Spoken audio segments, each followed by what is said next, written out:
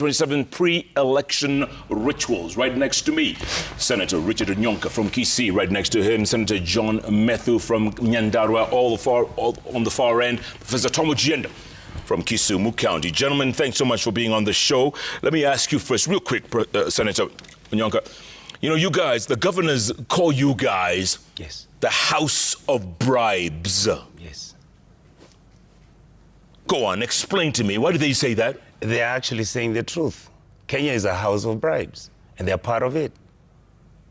They're the ones who bribe our colleagues when they're visiting their committees and tell them, whatever that you see in the audit report, please do not. Why was I kicked out of the SIPA committee? Because I was told you've been asking too many questions about ODM governors, and you're an ODM senator. And I said, but my job is to oversight these guys, and they're doing some filthy stuff. They're able to influence who will sit in what committee and what they must speak. So you agree that your house is rotten? It's a filthy place. I've always said it, Jeff. It's a den of gamblers and street vendors and money dealers and gold proprietors, except the only thing they never do is to fight for public service, is to fight for service delivery, is to fight for money not to be wasted. Senator Methu, House of Bribes. You know, I would not say, I would not want to borrow the words of Senator Onyonka, but I served with him in the Public Accounts Committee. We were kicked out together. Kicked out? Yeah, of course, because we were told that, you know, you guys, you are asking too many questions. I mean, this is not how it's done. You guys are first-time senators. This is not how it's done. But the long and short of what I would say, Parliament, in my opinion, is the weak link in serving the people of Kenya. Because it's been said countless times. You saw, I mean, somebody was actually narrating how they gave 100 million to have a governor impeached. You saw it. I mean, somebody was actually making an admission that we gave 100 million. We saw money exchange when he was in government. We saw money, I mean, a lot of money being carried with bags when Rigathi Gachagua was being impeached. I mean, guys were being told that there's money here, just come and collect. Did you collect? Well, he was I mean, if I had collected, I would not have voted in his favor. So, you can still collect. Okay. I hear there are guys who collect and run. Yeah. I'm not made of that material. But I'm telling you, Jeff, as it is now, both the National Assembly and the Senate, the place of Mwananchi is not in those two places. It's not in neither in the National Assembly nor in the Senate. And you see that most of the things that are processed, because you say sometimes we say that there are excesses from the executive, but the people who are supposed to play oversight, either on the executive and even on the governors, is supposed to be us, the senators. Yeah. My last point would be, now I was actually now surprised to hear that governors are now saying these guys are asking for bribes. Now, if you ask for bribes, you've been a governor for 3 years. You've been appearing before the Public Accounts Committee. You've never complained the first year. You never complained the second year. You never complained the third year. You are now complaining the fourth year. You know why? Because it is now time that they're answering their own questions. You know, initially they used to say, audit reports do not come for this financial year. Now, we've now gotten to their financial years of the time that they are now governors. Right. It's the reason why they now want to complain and say that, no, we don't want this judge, we don't want this judge, we want this judge who can be able to ask us these questions. Yeah. I mean, you've been taken to court and you are saying that I don't want this judge. I want to be judged by so-and-so because I think they are a fairer judge. So that the other judge eats too much. So I will not stand on the place of saying that the Senate mweupe kama pamba. No, they are not mweupe kama pamba. I've seen money move. I've seen people. Professor Tom Ojienda, SC. Jeff, I have a contrary opinion. I think Parliament, in this case, the National Assembly, under Article 95, with obligations, legislative oversight and representation, and Senate under Article 96, have a duty, one, to enact law, and we're doing very well in that regard. Number two, representation. We represent and raise the issues that touch on the public. I think we do quite a good job there. Now, oversight is where there's a problem. And oversight, because we are oversighting governors and people feel that they should not be oversighted. And if you look at the chapter on public finance, chapter 12 of the Constitution, it's our old framework.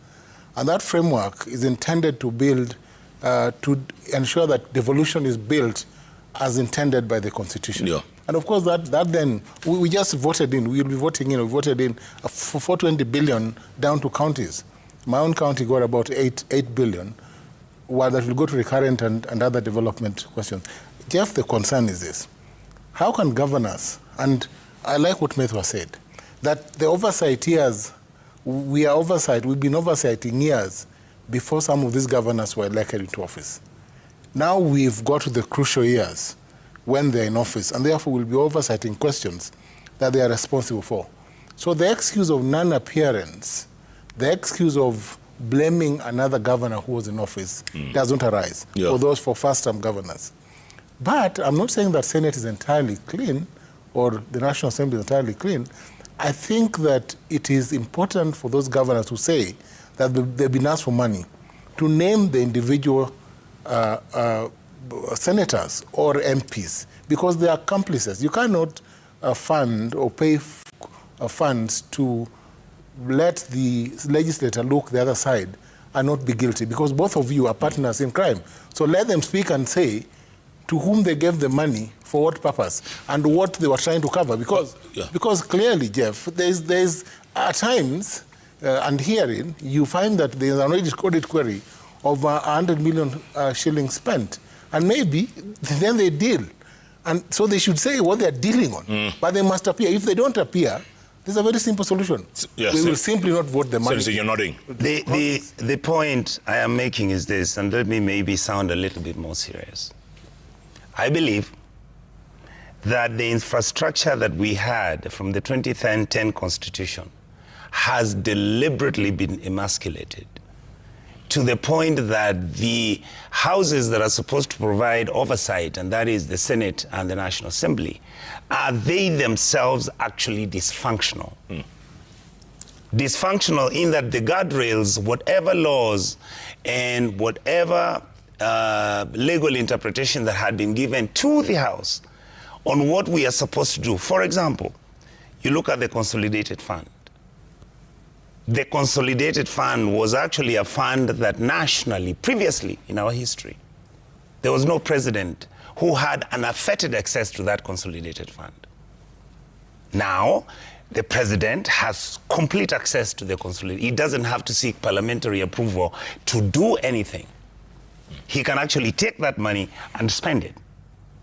All right? Yeah. And that is why, if you notice, some of us are saying, we have absolutely no problem with the government borrowing money to come and do infrastructure. We don't have a problem with that. But why is it that you don't want this money to be managed and controlled by the Comptroller Budget? Do I even know whether this money, the way you have framed everything you've done, the money is not even supposed to be audited? Yeah. I mean, what we are saying is, we want this country to be transparent. We want people to be responsible. And yet, my honest feeling is we who have been given that responsibility have abdicated it. And at the same time, gentlemen, let me tell you this. The Senate, initially during the 2010 Constitution, was supposed to be the house of the wise men. Yes, the upper house. House of the wise men. Then it was diluted. Let me say something. Let me say something, Jeff. I'll say two things. Number one, when Senator Professor Ojenda says that on the first limb of what Parliament is expected to do, oversight, representation and legislation, we've done very well on representation. I find it somewhat also very economical. And I'll give an example. Now, like say the 2024 finance bill, the people of Kenya had spoken unequivocally about that particular piece of legislation. The church, the youth, everybody, demonstrations everywhere. All the memoranda that we had received as Parliament, nobody was supporting the 2024 finance bill, for example. Now, what do our members of Parliament do? They go and pass the very, very piece of legislation which the public that has want. the public has said that we don't want this particular legislation. So sometimes I actually wonder, this representation that we say that we are representing the people because sovereignty, according to Article 1 of the Constitution, is with the people of Kenya. Is it really the people of Kenya that we represent, or sometimes we actually represent the interests of the president, because it is the president who was actually really pushing. Are you saying Maybe your hands finally are tied? You feel your hands are tied? No, our hands are not tied. Our hands are not tied, Jeff, because you see, there is separation of power. And I think, this is very, very clear in the 2010 Constitution. The working of Parliament, if Parliament was supposed to work the way it's supposed to work in terms of oversight, in terms of representation, like, for example, when we say our hands are tied, what stopped the National Assembly from not passing the finance bill? What obligation did they have to pass a finance bill that the people had actually rejected that piece of legislation? Yeah. Let me come to the Senate. After everybody, and that is why I would want to say that the people of Kenya should have some level of faith, especially in the Senate. After everybody ran away, the National Assembly was suspended, everybody ran away. It is this gentleman that you are seeing here and the other colleagues of ours that went back to the Senate and said, guys, look here, we have a country. And if we allow every institution to go down, all of us are going down. And we were able to bring very good motions. Unfortunately, the implementation of the good things that we spoke about, just the same way that I have had some people say now, oh, the 10-point agenda is limitless. It is not time-bound. We can actually, because that is that is the architecture of our governance, Jeff. Yeah. They are very good. If you look at the motions, the motion that we processed after the Gen Z protest in June of 2024, if you look at the things that we passed and we say that these are the things that have been raised by the people, and if they are implemented, we shall be able to have our country back. If you look at the 10-point agenda, for example, some people are saying that this thing, we don't have a timeline. Like, for example, let me ask you, one of the things that has been proposed in the 10-point agenda is timely disbursement of revenue to counties. So, what is required to implement such an agenda? Nothing. Okay. All these things that have been proposed in the 10-point agenda, they are not complex. They should not even have taken a year. Okay, Prof, let me ask you this. Who is the Senate accountable to? The Senate is accountable to the people. That's number one. Because representation under 96, directly you look at Article 1, the people, and then the institution, and then 96.3. Now, the Senate then is created by law. It is the Constitution that puts it in place to undertake the functions that it does. And that is why it must also act in a timely manner to ensure that it delivers through, of course, enacting DORA and ensuring that further legislation funds go to counties. And that is why he has a point that Article 10 of the Constitution talks about or has institutionalized public participation. And we have a law that defines how public participation must be undertaken. And when the people then speak at barazas or at meetings, when we have bills in Parliament, we go out there to seek the views of the public before they're enacted so that we then can deal with some issues. And I think the Public Finance Bill or Act that he talks about had provisions that probably were sticky out there and eventually led to the events of 2015. All right. But it is important that the people also speak when they're given an opportunity to speak. By the way, Jeff, hold on a second. I got to take a break right now. I'll come back and you hold that thought because we'll come back exactly to that. And also, there's so much we want to talk about in the Senate. Your leader, your DCP leader says, governors should take development to the people. Mm-hmm. Half the governors, well, not half, many governors in the north especially, they live here in Nairobi. Mm-hmm. We won't talk about that. Why is the Senate so silent, in other words? You people are like church mice. You're silent. Got Professor Tom Ojianda, SC, from Kisumu. That's a Senator question. John Methu. We will. We have the data. We have the receipts. You guys are silent. We are not silent. You're not? We are not. Are you making noise? Yeah, that is why they don't want to appear before us. Oh. Why? We have the receipts. We'll take a quick break, come back, plenty more ahead. Keep tweeting at Koinange Jeff, at Ayub Abdikadir, at Susan TVK, the hashtag, the Jiggy Live. Jiggy Live takes a break. We'll be back very shortly, in a moment. On JKL tonight, we discuss state of politics, from factional battles within the ODM party to the shifting dynamics shaping the opposition.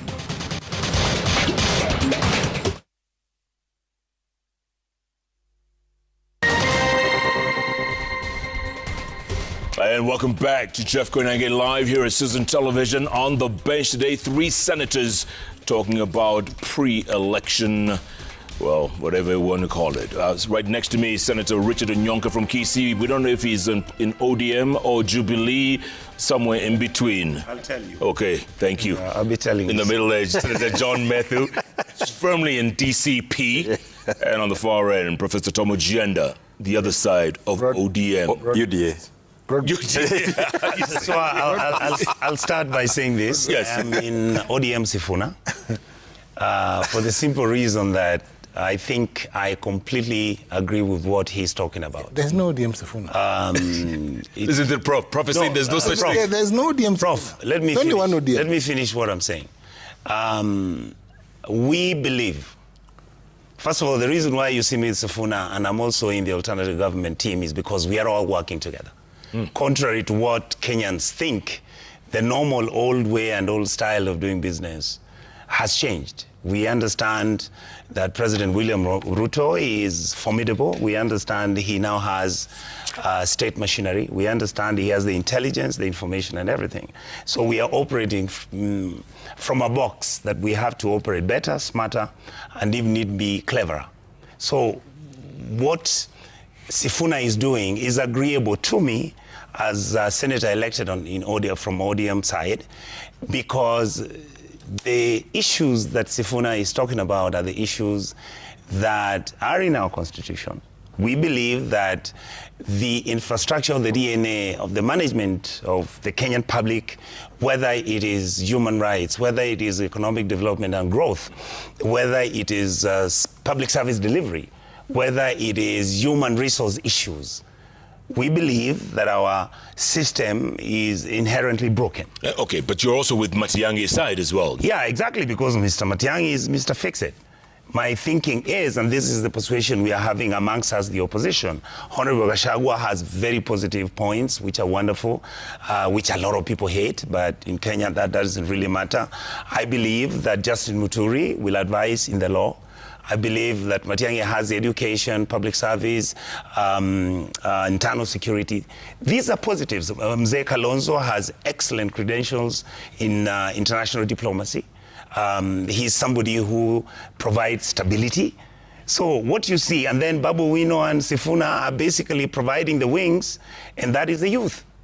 Once the bird begins to fly, in the center you have these matumbo na nini na miguu ya kukanyaga stability, and Babu Wino and Sifuna are flying and the thing will take off. So I'm comfortable with what is going on. Okay, let me go to Methu. Yeah. Methu, so you're firmly DCP, I mean. Yeah. Now, let me say this. First, before I come there, before we went to the break, what I wanted to ask, when governors say that they will not come to the Senate because they are being asked for bribes. So now, between saying that they will not come to the Senate and not giving bribes, which would have been an easier thing, they would just say that we are coming to the Senate, but we shall not give you bribes. But they can't say that, we are being asked for bribes, so we will not come. That's the only place that you come for oversight. Now, I am a UDA elected senator. I'm elected on the UDA ticket, who actually no longer believes in the principles of that party that I was elected in. In the days that William Ruto looked like a very brilliant person, there were days that he really looked like a very brilliant person. What days were those? Oh, those days that we were electing him. I mean, he looked very, very brilliant. So he was... What changed? I mean, that's why I'm coming. He looked brilliant. I mean, even all of us, when he was going for debate, when he was going to many places, I mean, first he actually, ran a campaign that we have never seen. He first... I think he is brilliant. No, he was brilliant. I mean, allow me to finish, Professor. He was first, exuding brilliance is first. He actually taught it himself all the ethnic languages of this country. He would go to Kisumu, Jodhurwa Untie, Jodhurwa Umor. He would come to Mount Kenya. He would go to every every place, I mean, he would come to say, I mean, you'd go to Western, Musangari, Murimu, Mwami, Yesu, Itomi. I mean, I looked very brilliant. Yeah. So one day he said that we now have a mongrel of an association. We don't know whether government is in opposition or opposition is in government. All the things that we actually spoke about when William Ruto was campaigning, he never speaks about them. And I want you to look at the pattern that William Ruto takes. A long time ago, you used to hear him, hii watu ya mama mboga, hii watu ya boda boda, tutoe hawa hapa chini, tupeleke hapa juu. You've never heard him talk about that for the last like 3 years. He never speaks about mama mboga. He never speaks about mtu ya boda boda. Never. You can never hear it in his speech, whether it is the written speech or the speeches that he is making on the public declarations. When he was elected, his first year, he was saying that now we have actually now come up with a very good roadmap of helping the lowly in the society. We now have something that we call the Hustler Fund. Chukua simu yako, apply for Hustler Fund. For the last 2 years, you've never heard him speak about the Hustler Fund. Now he keeps metamorphosizing. He looks like a caterpillar. You know, one day you find a caterpillar, it's a caterpillar. Tomorrow it's a butterfly. I think the next day is something. He keeps metamorphosizing. And as a person, I feel that it is very difficult for me to continue. I wonder whether at the loans of State House, and I think Professor Ojinda, you're the one who should tell me, because now those ones who are supposed to be opposition are now government. Those of us who are supposed to be government are now in opposition, because he meets William Ruto more than he meets me. He needs to tell me whether in that State House they ever look at the manifesto that we had as a party. Okay, but Prof says he agrees. A lot of people agree. He's a brilliant man. Yes, he is. I mean, actually,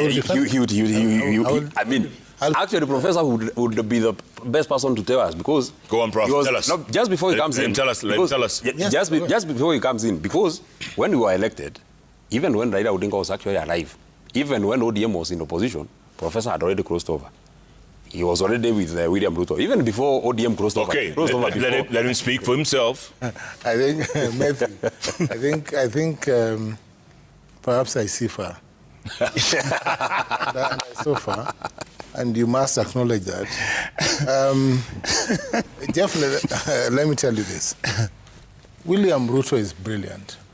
And is brilliant because of what we have seen in transformation in governance.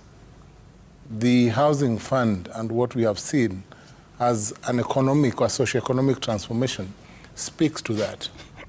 With over 260,000 units built, that is transformation, changing the face of Kenya to the second world status and moving to the first world status. That is important. The Singapore dream and the 5 trillion infrastructure fund speaks to a vision. Surely, Matthew, you cannot see that. The transformation of the health sector, SHA, as applied to the level 2 and 3 hospitals, and SHIF as applied to level 4 to 6 hospitals, and now with a framework that allows Kenyans who require treatment out of the country, if service is not available in Kenya, to be treated out of the country. In fact, last week, we had a presentation from the PS Health, on the new infrastructure under SHA to allow Kenyans to seek treatment in India. Could I? And we have also, no, it's okay, just hold on, give it time. The infrastructure, now we have the Rironi project road that is going on. And since I'm on that road twice a week, I know that it's going on. And that it is intended to open up the problematic Nakuru-Nairobi highway, because it goes all the way to Total. That will open that side. The same way His Excellency President Mwai Kibaki and Uhuru Kenyatta opened the central region up to Nyeri with a dual carriage. And that has spurred business and growth in that area. Jeff, that is a visionary leader. It's a visionary leader who knows that there's need to invest in infrastructure, there's need to advance the country from where he found it to the next level. Jeff, William Ruto has employed over 400,000 teachers since he came into power. Who did that before? Nobody. So we cannot say that merely because Matthew changed his mind or no longer sees the brilliance in that leader, that he's no longer brilliant. He is. the broad-based structure, Jeff, has ensured that we have the gelling of governance and the tapping of brilliance and expertise from the other side, the ODM side, fusing government after the events of 25th June 2024. But the 10-point agenda itself is a brilliant piece of work. By the way, that number you said, 400,000 teachers, yes. that's not correct. Yes. That's not correct. It's only 76,000. Thank you. Let me come in. It's not 400,000. That's right. It's an ongoing thing, but it's not 400. Wait. That's the aspiration. And I'll tell you, even as much as it just means about as an aspiration. In as much as complaining about the teachers, I can tell you that teachers have been employed, and this is a real story because I know many that we've had employed in our county. Professor, please, thank you. Let's get some facts right. I want to agree with the Honorable, my senior counsel, Tom Ojienda. Tom, honestly, I have never met a person who is able to look at, analyze, and express his views about any opinion in the world. And he sounds like he knows all of it, like President William Ruto. So we don't challenge his integrity, credibility in terms of his ability to actually even tell you what he's going to do. What we are saying, Tom, is this, my brother. And I've had many of you who love government right now use that kind of argument. Let me start with the teaching thing you are talking about. You see, he's saying we have 400,000 teachers who have either been employed or there is a contingency for that to continue. GSS and this Thank you. Other level. But those who are being employed, the only way letters are found is that members of parliament are given those letters, which are given by the executive. The letters are removed from Teacher Service Commission before Teacher Service Commission would send a letter to a teacher who's been hired. So tell me how you audit to know how many teachers have been employed. Up to now, Kisii County, I have not had an opportunity for the government to confirm whether they have employed for me 1,500 teachers, what I deserved from the 75,000. When I check and ask, even on hearsay, from the Teacher Service Commission people in Kisii, the total number of people who have been employed in Kisii are 133. So we have a system. If Senior Counsel Tom Ojienda is able to get those letters by accepting that he's in government and he loves President William Ruto, which he does, and that is exactly what he deserves, then he has done well for his people. Well, but my argument is, what are you going to do? Tom, please allow me, sir. I've employed many teachers. Exactly. So he has employed many teachers. It's a good thing. So let me put it this way. No, I'm not saying it's bad. What I'm saying, the system you are operating in operates like a casino. You must love the president for him to give you the letters. If you don't love him, he gives his friends. Once he has given the friends, meritocracy is never followed. The policy initiatives that Teacher Service Commission had, because it was an independent commission, don't matter anymore. But you know what happens? The issue of teachers being settled because of our tribalism and those things stopped. You know, all right. So I'm using teachers as an example. Let me come to the second one. Senior Counsel, we live in this country. Everybody talks to us. People tell us those houses. Nobody has ever told the government the president shouldn't have come up with building of houses. What we are saying, how can you build houses on public land and then there's no clarity on how these houses are going to be shared? Are they being done by their contracting base?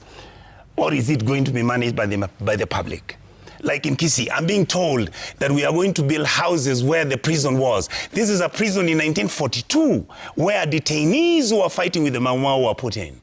I would love that to become a museum instead of the president putting houses there, because in Kisii we have more land elsewhere. And yet he's coming and telling us we are putting it here. Irrespective of what you think. We are talking about the borrowing that is going to do the infrastructure fund. Yes. What has been happening in SHA? We have never said that SHA was a failure. We have said SHA is a cartel which is based with a platform which handles the finances of SHA, and that's how money is being siphoned out of SHA. It is an excellent program. Only that money is being siphoned and stolen. By the way, speaking of national... And the Auditor General has said that. Yeah, Senator, speaking of National Infrastructure Fund, does the Senate have a say in it at all? We are supposed to. Let me say this. No, I'm coming to that. Of course, Senate is Parliament, so Parliament always get... No, you're not answering. Does the Senate have a say? in the National Infrastructure Fund? You know, that one will be a money bill. So therefore, it will go directly to the National Assembly. So ours would be to give an opinion, but that would be a money bill, and it will go. Just and the county governments will need this money. Yes, just like say the finance bill. But I wanted to say this.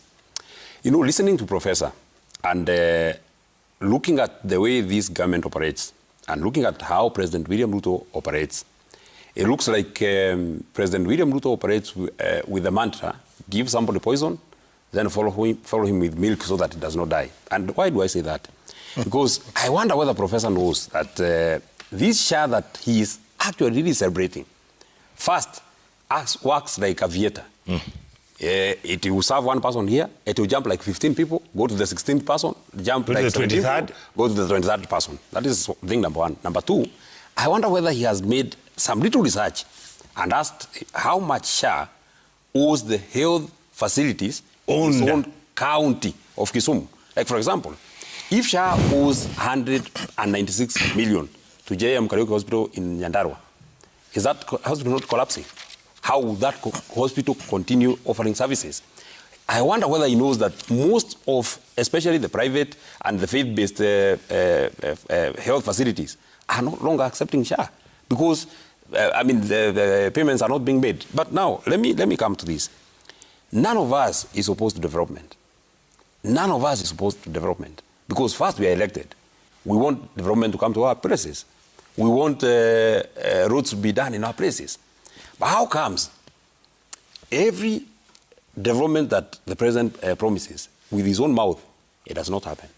Prof. For example, let me what do you say? Hold on. Let me just finish. Let's go to Prof. Prof. I'm just finishing. I'm talking figures here. I'll answer. You come and okay. You come in. How comes that the Jeff president... had not finished. Hold on, I'll get you. You know, the president, in essence, is supposed to be the symbol of national unity. He comes and stands at a place called Jambini, for example, and says that in 1 year, the road from Mama Mukami Kimathi, it was all over, it was live.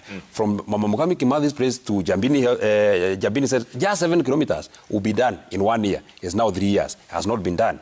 He comes and says that St. Luke's water project in South Kinangop will be given 1.2 billion. Not even 1 shilling has been given. He comes and says that in honor of Mama Mukami Kimathi, who is lying here, I'll give 100 million to Jabini Health Center, and it will be made out of 3 hospitals. Not even 1 shilling has been given.